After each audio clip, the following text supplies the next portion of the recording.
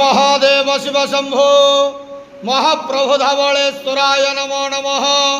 दीपं ज्योति परम ब्रह्मा दीपं ज्योति जनार्दन दीपहरतु मे पापो पूजा दीप नमस्तुते। हे बाबा धवलेश्वर महाप्रभु संसार सुखी रखंतु। आज पवित्र वृष संक्रांति शुभ गुरुवार रे समस्त श्रद्धालु भक्त मान को आशीर्वाद करंतु।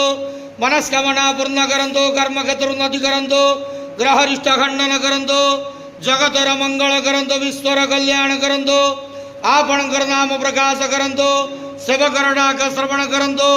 समस्त गुआवसा भक्त मानकर मनस्कामना पूर्ण करंतु। बाबा धवलेश्वराय नमो नमः।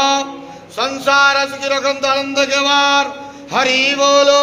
आज वृष संक्रांति शुभ गुरुवार रे समस्त श्रद्धालु भक्त मान को आशीर्वाद करंतु आनंद के वार हरि।